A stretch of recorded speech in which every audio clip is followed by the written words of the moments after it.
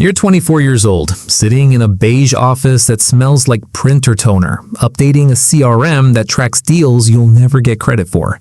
Your boss forwards you his email chain and forgets to remove you from it 5 minutes later. Nobody notices. That's the moment it starts. Not with a plan, not with a vision board, with a $600 charge on a credit card you almost didn't have the limit for, a domain, an LLC filing fee, and a decision nobody around you will ever know you made. That night you sit at your kitchen table, laptop open, blinds shut, and you register your first company. Not a business, an entity. A blank legal shell with no name anyone would recognize, sitting in a state you've never visited, waiting for something to put inside it. You think back to how small it actually was. A dying online storage rental directory, 4 listings, no traffic, a founder who wanted out because his real job was eating him alive. You buy it for $900. You spend 3 weekends rewriting the listing pages, fixing broken links nobody had touched in 2 years, and quietly, it starts pulling in leads again. You don't tell your roommates, you don't post about it, you let it sit for 10 weeks, and it clears $2,400 in profit before a buyer on a forum takes it off your hands for $6,000, never once learning your real name. That's roll 1, and you write it down that same night in a note that auto-deletes in 30 days. Never be the founder. Founders get remembered. Remembered people get researched. You take the $6,000 and you don't touch a cent of it. You split it in half. Half goes into a second acquisition, a directory site with sleepy but steady ad revenue and an owner who hasn't logged into his own dashboard in months. Half goes into paperwork because you already understand what most people twice your age never bother to learn. The entity matters more than the asset. You form a holding company. Every purchase from here forward belongs to it, not to you. You become a name behind the name behind the name.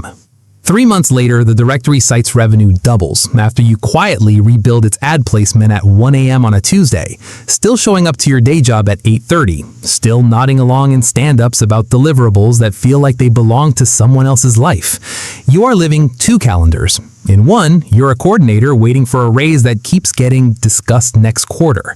In the other, you're assembling something with a shape you haven't said out loud yet. By month 6, the holding company owns 3 small businesses. Combined value, somewhere around $140,000. You haven't told your parents, you haven't told the person you're dating, especially not them, because the one time it almost slipped out over dinner, something in your chest told you to swallow the sentence. And you did. The rules start writing themselves as fast as the balance grows. Never own 2 businesses in the same niche at once, so one bad month in an industry can't gut the whole structure. Never meet a seller face-to-face if a broker or an email thread can stand in for you. Never celebrate out loud, not even alone in your car, because celebration leaves a residue people notice.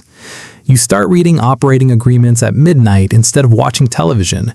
You learn what a personal guarantee actually obligates you to. You learn the difference between buying assets and buying the entity itself, and which one keeps your name further from the paper trail. Then the first real scare arrives. A subscription tool you bought for $22,000, a scheduling app for small gyms, turns out to have a payment processor account frozen mid-acquisition over a compliance flag nobody disclosed. The seller stops answering. Support tickets pile up.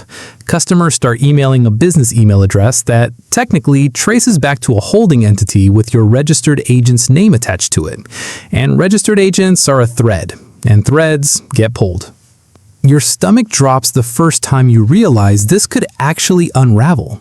Not the business, you. The structure you've spent 7 months building into the dark.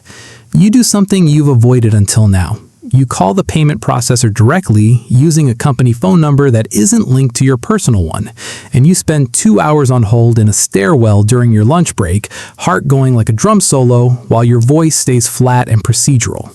They reinstate the account after you supply documentation nobody else had bothered to organize. You walk back into the office like nothing happened. It's the first time you understand that money was never the dangerous part. Exposure is. By month 9, the holding company crosses $500,000 in combined value on paper, with roughly $190,000 in actual liquid worth if everything sold today.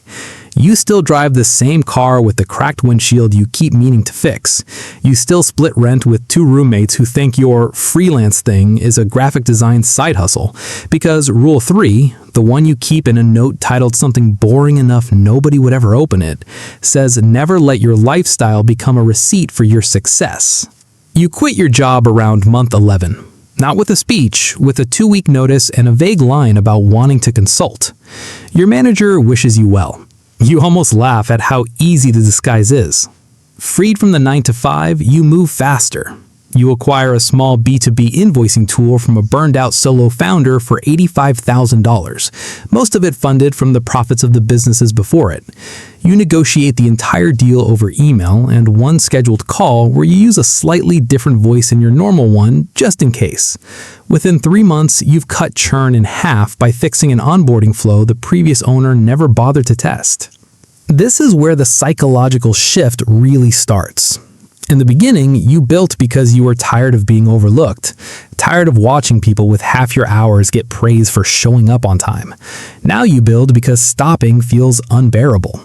You wake at 5:30 without an alarm because your mind won't let you sleep past it anymore. You start going quiet around people you care about.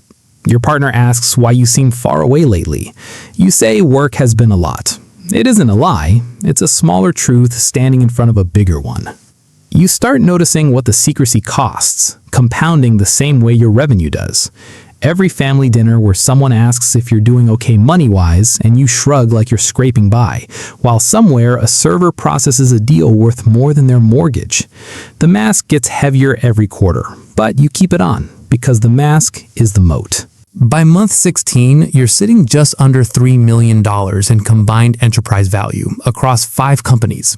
You hire your first contractor, a virtual assistant overseas who has no idea what she's actually supporting. She thinks she's helping a small consulting shop manage client emails. You tell yourself this protects her too. Some nights you almost believe it. The stakes sharpen from here. A larger, better capitalized holding company notices one of your assets, the invoicing tool, quietly outperforming its category in a niche vertical nobody was watching. They send an unsolicited offer, aggressive, $2.1 million for that company alone, the same one that scared you half to death 8 months earlier. You sit with the offer for 4 days. Selling means a liquidity event that would change everything permanently. It also means due diligence, lawyers digging through cap tables and ownership chains. Exactly the kind of light you spent over a year avoiding. You counter instead of accepting. You offer them a licensing arrangement, letting them run your backend under their own brand for $650,000 up front, plus a royalty on volume. It keeps you invisible. It keeps you in control. They agree. Quietly impressed, never knowing the person on the other side of the negotiation is 26 and has never once appeared on a company website. Something else shifts internally around here too, something you don't say out loud for a long time. A cold, quiet contempt for people still trading their one lifetime for someone else's quarterly targets. You catch yourself judging a close friend for complaining about a bad manager, and you hate the reaction in yourself because 18 months ago you were exactly them. Leverage doesn't just change your options, it rewires what feels normal. At month 22, combined valuation crosses $40 million. You buy your first asset for yourself, quietly, a modest 2-bedroom condo paid through a structure that doesn't trace neatly back to any single company. You still wear the same 3 jackets in rotation. The paranoia doesn't shrink as the number grows. It sharpens because now there's more that could unravel. Around month 26, a small independent newsletter that covers unusual holding company structures as a hobby starts asking public questions about the entity licensing tech to the larger competitor. Your name isn't mentioned yet, but your registered agent's name is, and someone in the replies starts connecting dots that shouldn't be connectable. Your pulse doesn't just spike, it stays up for days. You barely sleep. You seriously consider dissolving the entire structure and starting clean under a different framework entirely. You pay a lawyer in a single lump transfer, someone recommended by someone who owes you a favor from an earlier deal.